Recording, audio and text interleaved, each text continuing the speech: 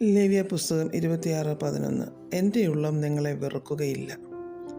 ദൈവം മോശയിൽ കൂടി ഇസ്രായേൽ ജനത്തിന് കൽപ്പനകൾ കൊടുക്കുമ്പോൾ തൻ്റെ ജനം തൻ്റെ ഇഷ്ടത്തിനകത്ത് ജീവിക്കണമെന്ന് ദൈവം ആഗ്രഹിച്ചു. സർവശക്തനായ ദൈവം അവരോട് പറയുകയാണ്, ദൈവം അവരെ വെറുക്കുകയില്ല എന്ന്. നമ്മുടെയൊക്കെ ജീവിതത്തിൽ നമുക്ക് ഉറപ്പില്ലാത്ത ഒരു കാര്യമാണ് ഇത്. പലരും ദൈവം എന്നെ സ്നേഹിക്കുന്നില്ല, ഞാൻ വലിയ പാപിയാണ് എന്ന് പറഞ്ഞാണ് ദൈവത്തിൽ നിന്ന് കൂടുതൽ അകന്നകന്നു പോകുന്നത്. എന്നാൽ ദൈവം നമ്മെ ഒരു നാളും വെറുക്കുന്നില്ല.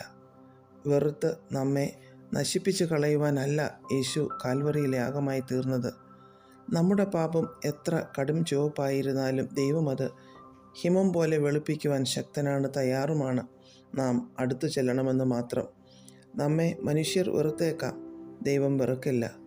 മനുഷ്യൻ സ്നേഹിക്കാതിരുന്നേക്കാം, ദൈവം സ്നേഹിക്കാതിരിക്കില്ല. മനുഷ്യർ സാഹചര്യമനുസരിച്ച് നമ്മോട് ഇടപെട്ടേക്കാം, ദൈവം എപ്പോഴും ഒരേപോലെ നമ്മോടായിരിക്കുന്നു. ഈ ദൈവം നമ്മെ ഒരു നാളും വെറുക്കില്ല.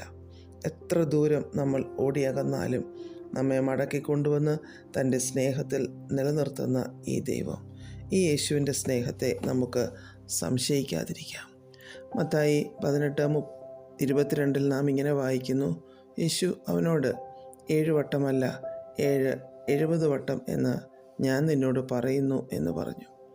പത്രോസ് യേശുവിനോട് ഒരു ചോദ്യം ചോദിച്ചു, സഹോദരൻ ഒരു തെറ്റ് ചെയ്താൽ എത്ര വട്ടം ക്ഷമിക്കണമെന്ന്.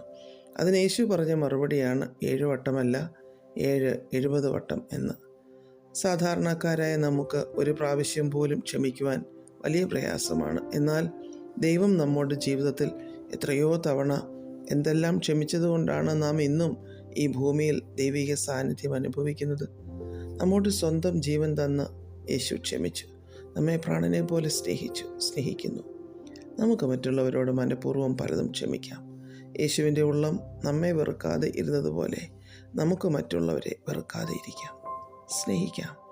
കൂടുതൽ തവണ ക്ഷമിക്കുമ്പോൾ നമ്മൾ കൂടുതൽ ക്രിസ്തുവിനോട് അനുരൂപരാവുകയാണ്.